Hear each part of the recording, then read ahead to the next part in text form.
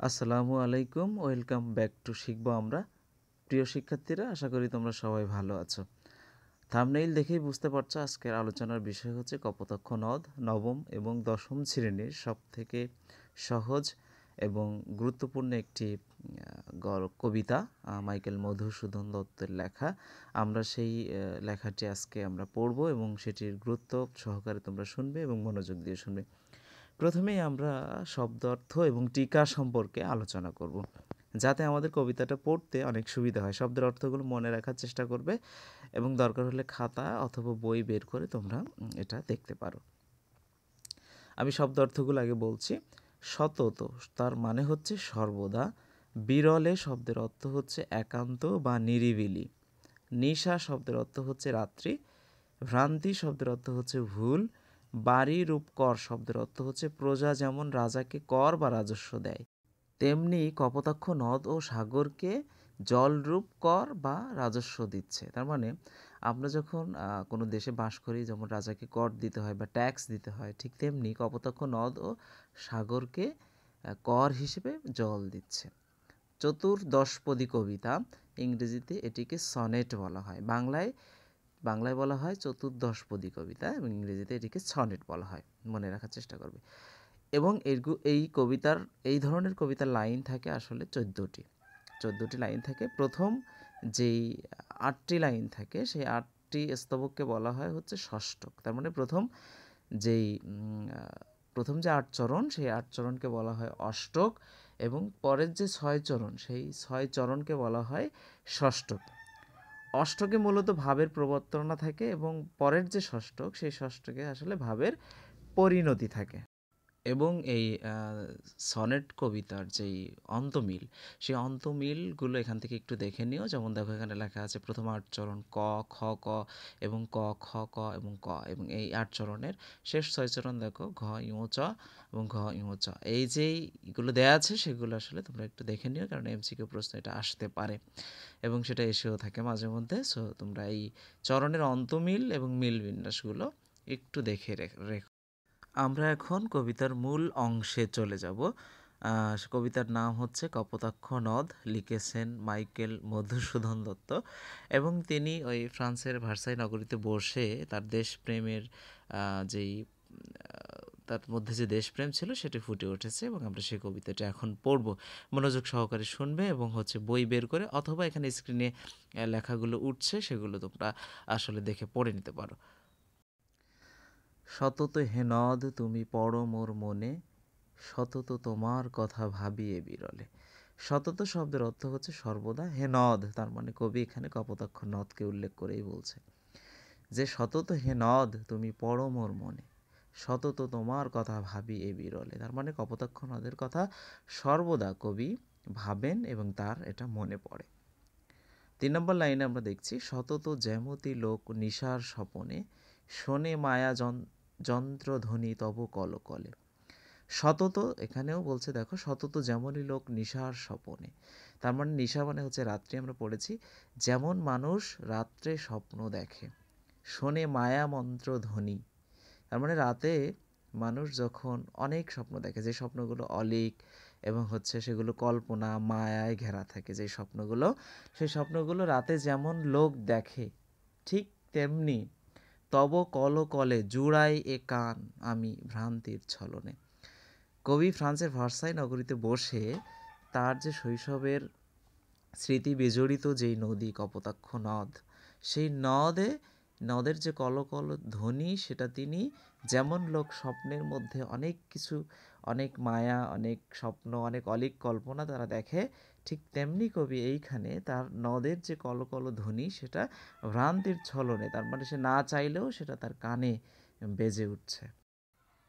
বহু দেশ দেখিয়াছি বহু নদ দলে, কিন্তু এ স্নেহের তৃষ্ণা মিটে কার জলে। দুগ্ধ স্রোতরূপী তুমি মাতৃভূমি স্থনে। এখানে লেখক বহু দেশে বহু নদী আছে, বহু নদী তিনি দেখেছেন, কিন্তু তার যে তৃষ্ণা, তার যেই তৃষ্ণা, সেটা শুধুমাত্রই কপোতাক্ষ নদের জলেই সেটা মিটতে পারে বলে তিনি আশঙ্কা প্রকাশ করেছেন। এবং তিনি বলছেন যে বহু নদ আমি দেখেছি, বহু নদী আমি দেখেছি, কিন্তু কোনো নদীর যে জল বা নদের যে জল, সেই নদের জল আমাকে তৃষ্ণা নিবারণ করতে পারেনি। এবং পরের লাইনটা বলছে, দুগ্ধ স্রোতরূপী তুমি মাতৃভূমি স্থনে। যেমন শিশু তার মায়ের বুকের দুধ পান করার পরে তার তৃষ্ণা মিটে যায়, ঠিক তেমনি এখানে লেখকের একই রকম তৃষ্ণা নিবারণ হবে শুধুমাত্র কিসের জলে, যে মাতৃভূমি স্তনের মতো যেই কপোতাক্ষ নদ যেটি বহমান তার এলাকায়, তার গ্রামে, তার দেশে, সেইটা একমাত্র সেটার পানিই শুধুমাত্র সেই মায়ের বুকের দুধের মতোই তার তৃষ্ণা নিবারণ করতে পারে বলে কবি এখানে উল্লেখ করেছেন।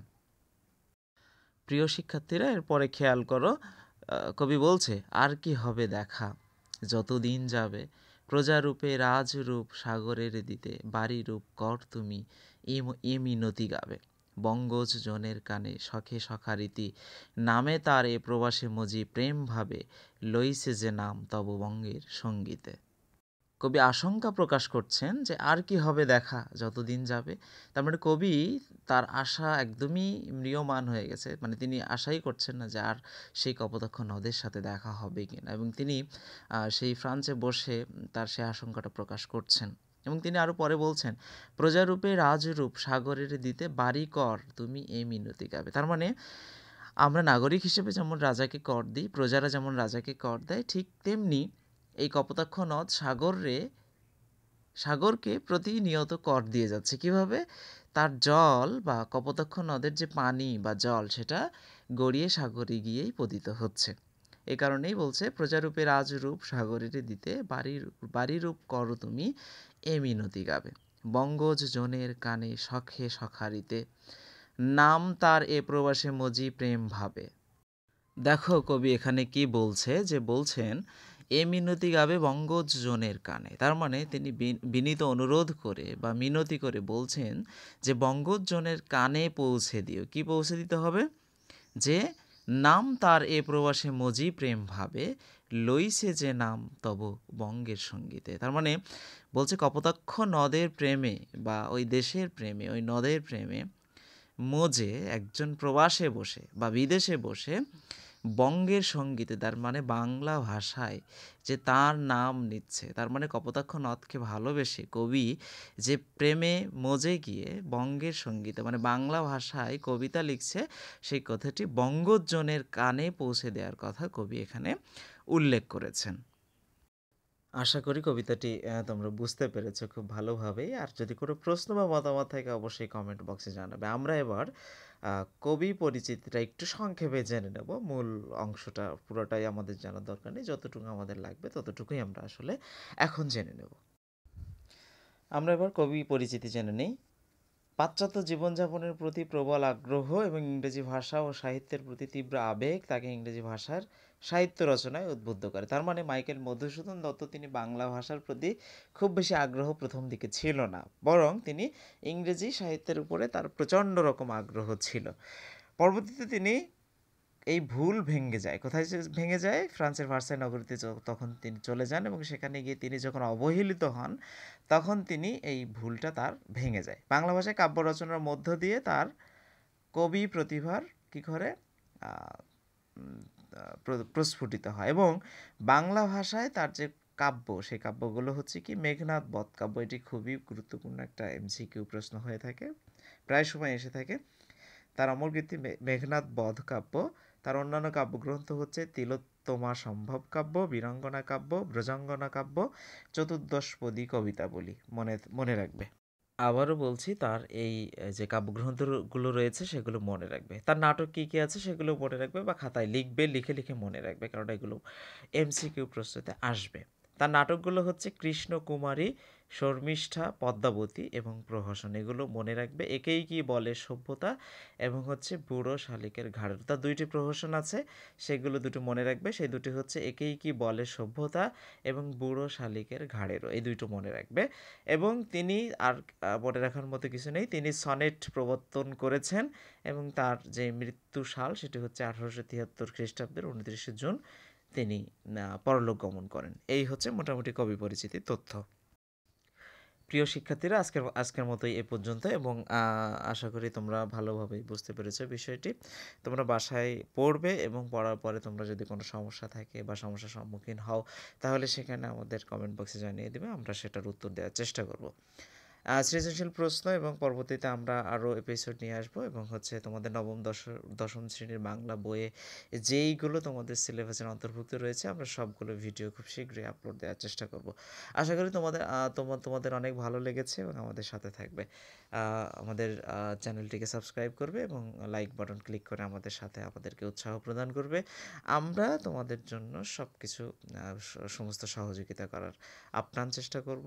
সবাই ভালো থাকবে, সুস্থ থাকবে, এই বলে আমি আজকের মতো বিদায় নিচ্ছি। আল্লাহ হাফেজ।